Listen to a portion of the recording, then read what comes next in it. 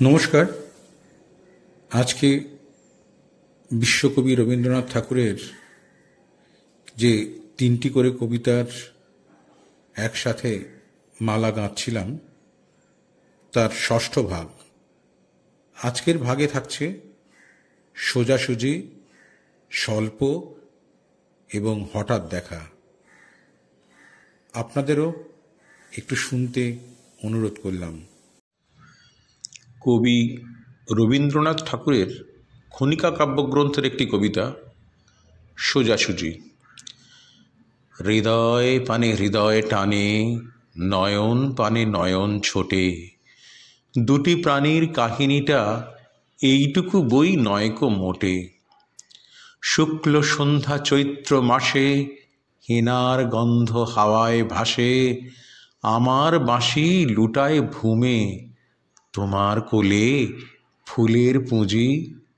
তোমার আমার এই যে প্রণয়, নিতান্তই এ সোজাসুজি।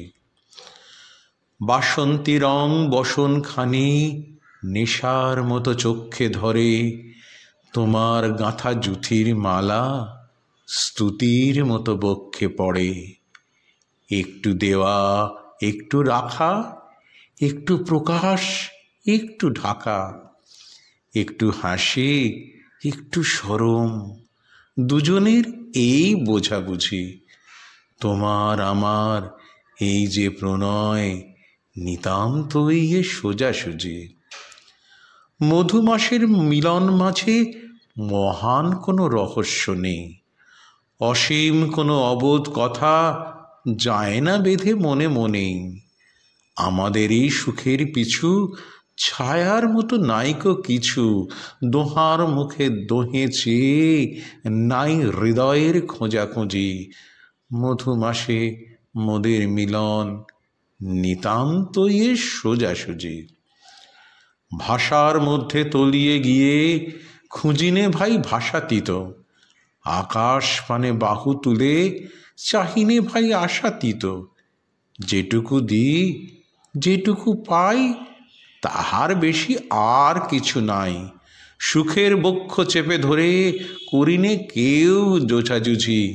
মধুমাসে মোদের মিলন, নিতান্তই এ সোজাসুজি। শুনেছিনু প্রেমের পাথার নাইকো তাহার কোনো দিশা, শুনেছিনু প্রেমের মধ্যে অসীম ক্ষুধা অসীম তৃষা। বিনার তন্ত্রী কঠিন টানে ছিঁড়ে পড়ে প্রেমের টানে, শুনেছিনু প্রেমের কুঞ্জে অনেক বাঁকা গলি খুঁজে।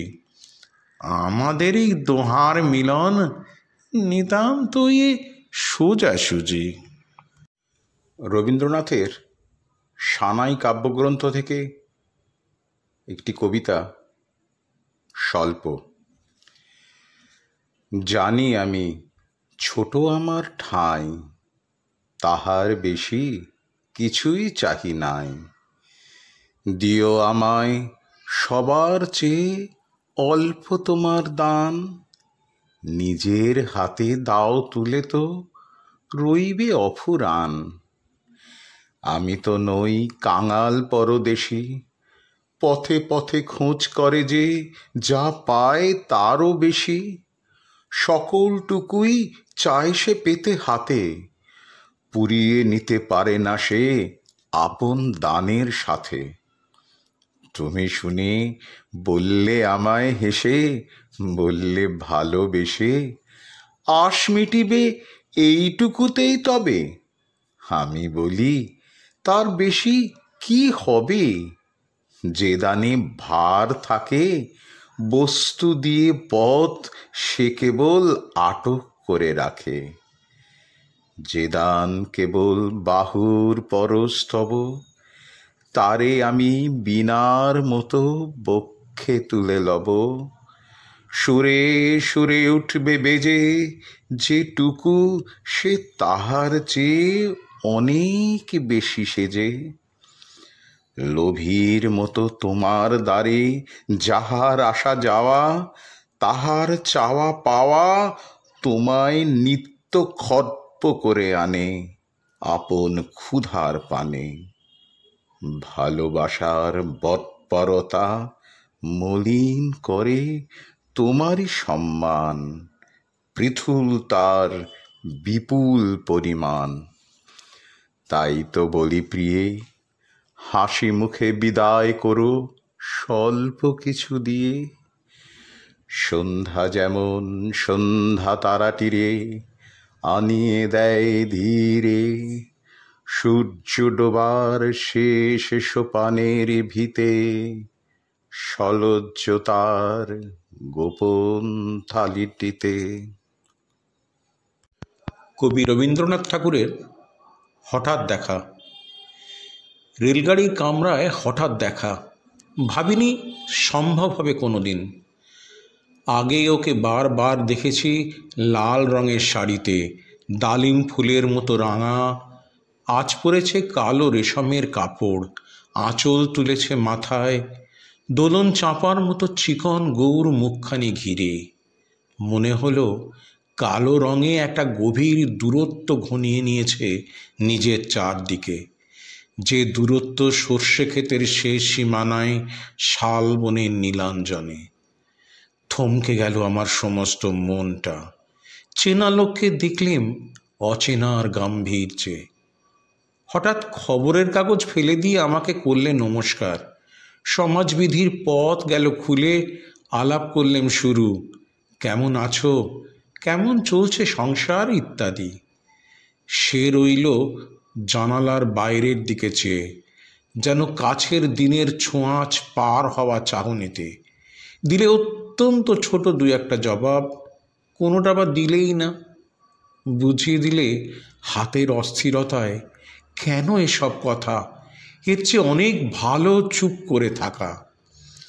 আমি ছিলাম অন্য বেঞ্চিতে ওর সাথীদের সঙ্গে।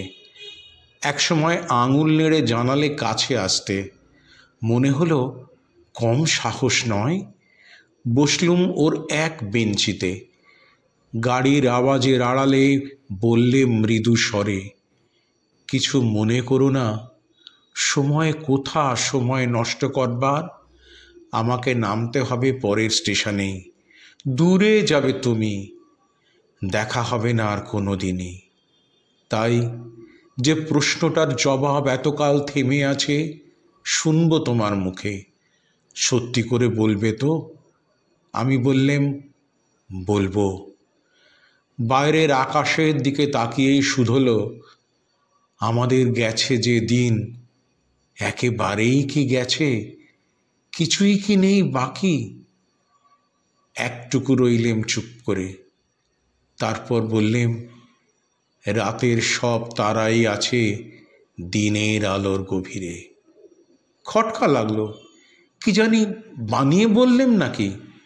ও বললে, থাক, এখন যাও ওদিকে। সবাই নেমে গেল পরের স্টেশনে, আমি চললেম একা।